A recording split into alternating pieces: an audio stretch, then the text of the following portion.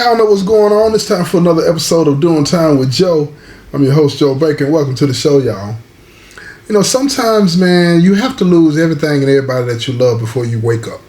It's a hard way to learn a lesson, but that's how the guy in this story learned his lesson. They called him 60 cal, y'all. That was short for 60 caliber. You know, he had this fascination with guns and weapons and stuff like that, and he just loved the 60 caliber machine gun, right? And the big old bullets that come with it. He just talked about those types of things all the time. And he learned that from his father. You know what I'm saying? The brief time that he was around his father, he learned about weapons and how to shoot them and all of these different types of things. But before we get to 60 cal, I want to go back because I need you to understand, you know, how this story rolls out the proper way so that you get a full understanding of 60 cal. Now check this out. Check this out. Before he was born, you know, his mother's name is Reba, father named John, right? Reba was a church-going girl. She never was the type to be out in the street. She didn't really even get to hang with a lot of her, you know, childhood friends, you know what I'm saying, outside of school or social events and stuff like that, right? She never was allowed to go to the park and hang out and all that kind of stuff, unsupervised, right? Without her parents being there, one of the parents at least being there. And she used to spend most of her time, her and one of her friends, sitting on her porch, watching all the other kids in the neighborhood play, watching the people walk by, and they would wave and speak to her, but she couldn't go beyond the fence that was around the house. So that was the extent of her world, mostly, when she was younger. Now, John, on the other hand, his family was torn apart. His father was in and out of prison. His mother, you know what I'm saying, she was trying to survive. She had a boyfriend, a different boyfriend, every time her husband went to prison, his father. She had to do what she had to do to survive in her mind, right? And she was the type that told John, look, when you get 18, you got to go. You got to get out there and you got to do for yourself and all this stuff because I'm not going to be able to do for you anymore. And that kind of rubbed him the wrong way because, you know, he was a child. He was still in high school. But by the time he got to the 12th grade, he started getting all of this pressure from his mom to do something to get out. And if he didn't do something, he was going to be getting out anyway, you know what I'm saying, when he turned 18. So he just quit. And he jumped straight into the streets. He talked to his dad about it. His dad introduced him to a few of the guys that he knew in the streets that could help him, you know what I'm saying, get on his feet, right? And I know that sounds crazy and foreign to a lot of people that might be listening to this show, but that's the reality for a lot of people, you know what I mean, in the world. And I know it's not the best move that a father can make, but that was the option for him because what he felt that was the option for him. Let me say that because I'm not going to say that he done bearing some responsibility for the outcome that he had in his life, right? So he's in the streets. He's getting money. But every day he would walk by Reba's house and he would wave at her, you know what I'm saying? But she would never wave back. And this went on for a long, long time. It became part of his ritual. When he walked by, he'd throw his hands up and wave. And at this point, now he's dropped out of school. He's 2 years out of school now. At this point, Reba is a sophomore. No, she's a junior. She's a junior because she was a freshman when he was a senior, and then he was already out of school. She was a junior. Right. She's a junior, and she sees him every day, and he's waving at her and all these different types of things, and she's 17. She's 17. Next year, she'll be 18. And her last year in high school. Like most kids, you know. And she's waving at him, and she likes him, but she never had an opportunity to tell him because her parents are very, very strict. So one day when her parents were not there, the car was gone, and John knew they weren't there because the car wasn't in the driveway. She waved at him, and she motioned for him to come over to the porch. He came over, you know what I'm saying, really reserved-like because he didn't want any trouble. And she spoke to him and asked him how he was doing, and he spoke back, and they started carrying on a weird but decent conversation.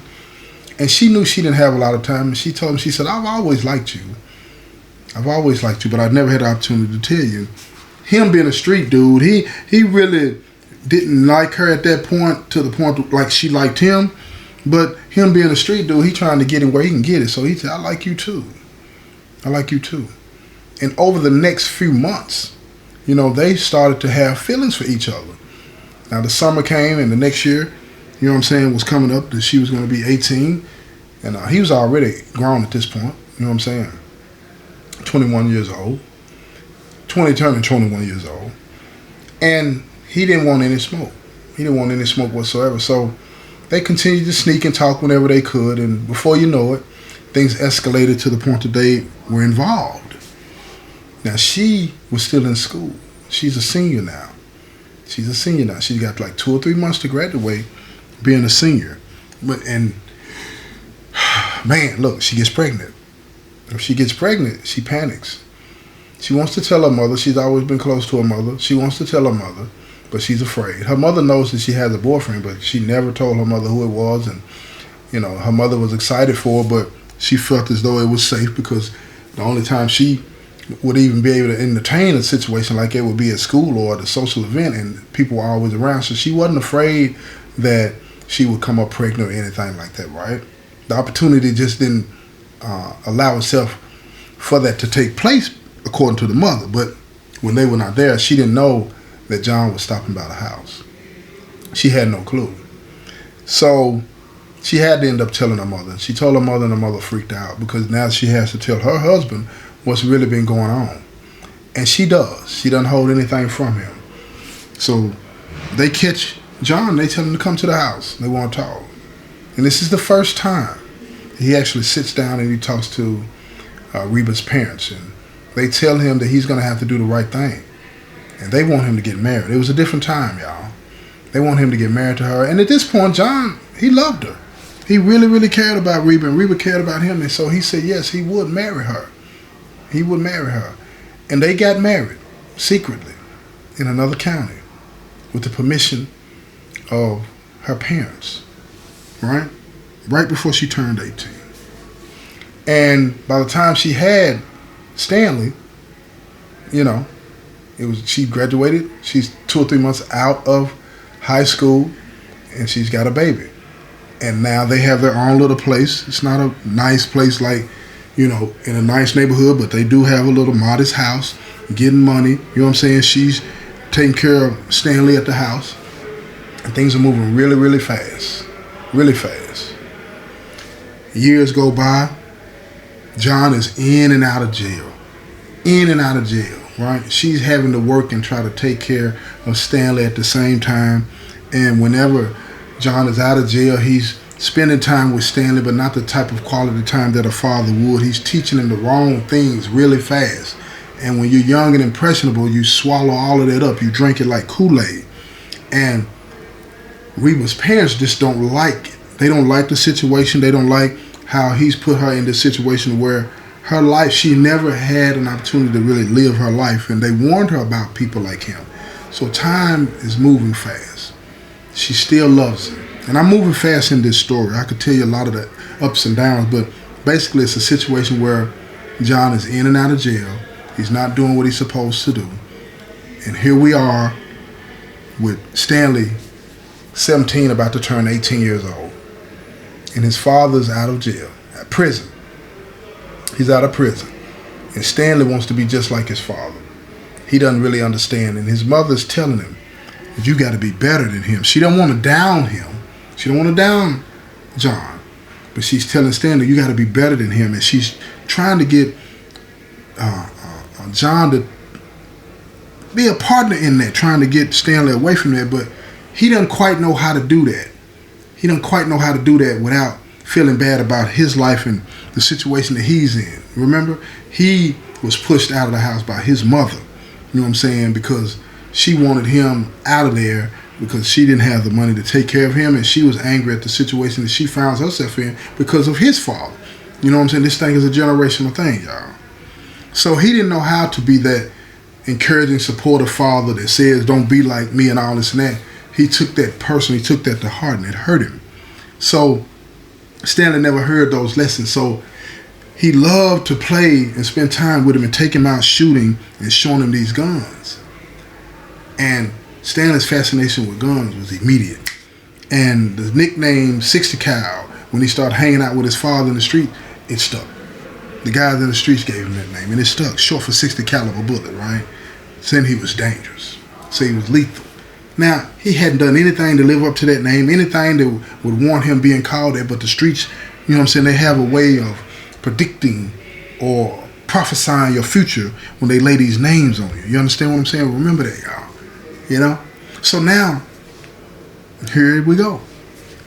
Stanley is kicking it with his father one day. He's 18 years old. 18. All right? And his father is 40 years old. He's been in and out of jail over and over and over and can't seem to get it together. His mother, Reba, has been working hard, and you can see it. She wears it, but she's still a beautiful woman. But she wears it hard. You know, bags under her eyes, always worrying about, you know what I'm saying, are the two most important people in her life are going to come home tonight and all this. And she knows that John is pulling Stanley further and further into the streets. So she gets the call that most people that have somebody that lives a criminal lifestyle don't want to get. And that says you have a collect call from a jail or penal institution, something like that, right? And it was Stanley calling. She was expecting it to be John's voice, but when she heard her son's voice, she said, "What happened?" with tears rolling down her face, voice cracking.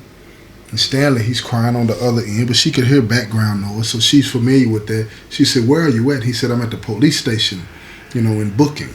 She said, "In Booking? Why would you be in Booking?" And he pauses for a second. He says, "I've been arrested." And she panics. But because she's done this over and over again for John, while she's talking to him, she's grabbing her purse, she's getting herself together, and she says, "I'm on my way." And he says, "Mom, you're not going to be able to make the bond." And she says, "Why?" "I got some money put up for you and John. I knew this day would come." And he starts to cry a little harder, right? And he says, "Mom, Dad is dead." And he could hear her stumble. He could hear her from that other end of the phone stumble. And she sits down and she says, "Oh my God, what happened?" Well, John had an idea to rob one of the local dope boys.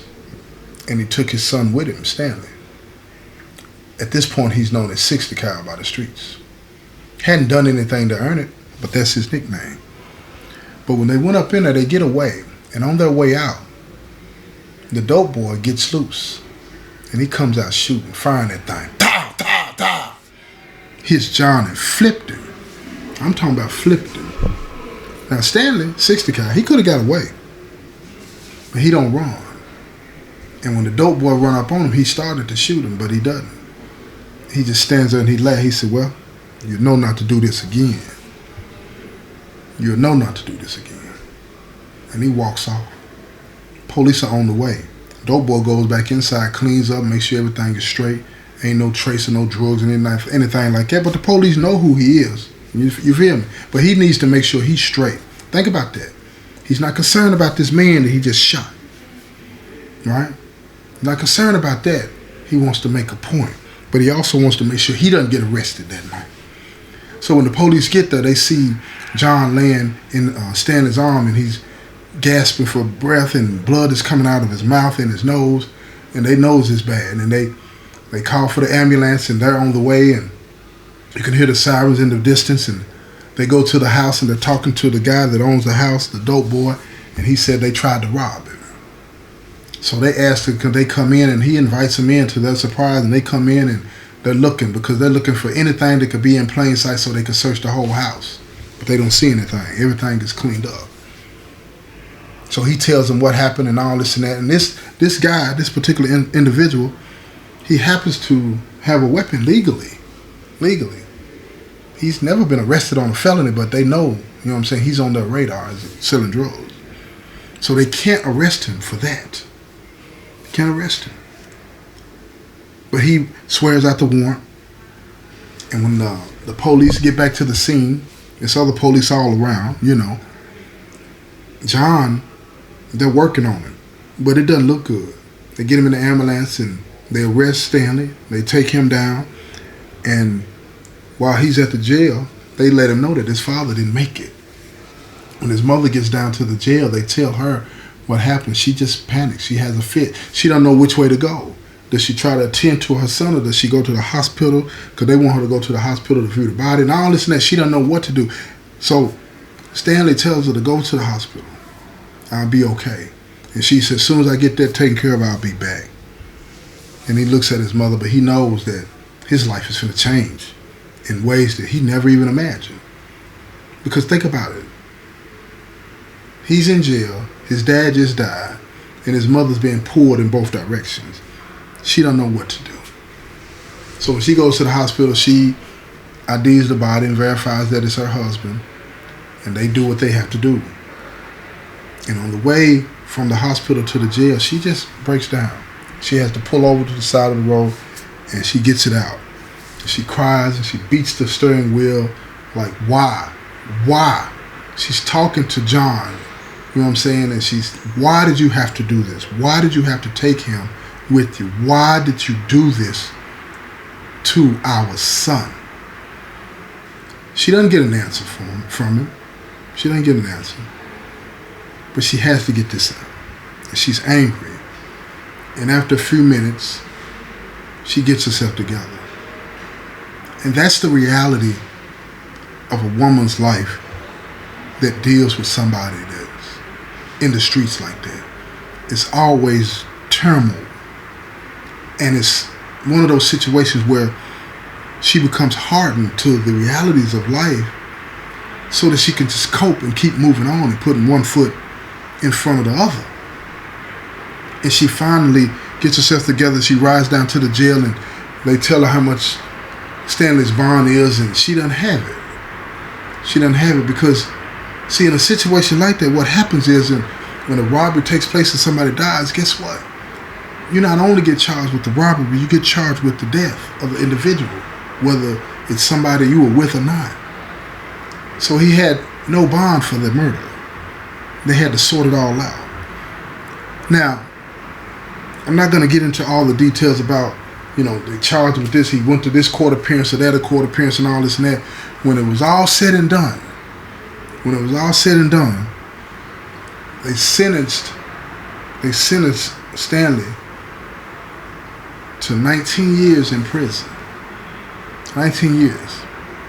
Right? They gave him 15 for the death of his father. Right? And they gave him they gave him 19, one shy of 20 for the death of his father, and then they gave him 15 for the robbery, and they ran it concurrent. So he had to do the one sentence, really, and that made 19 total years, but he was actually working on 2 sentences.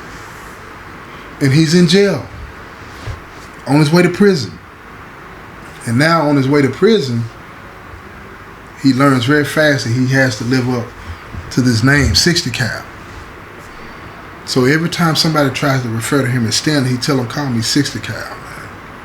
Now he's all over the news. A young man goes on a robbery with his father. His father gets killed.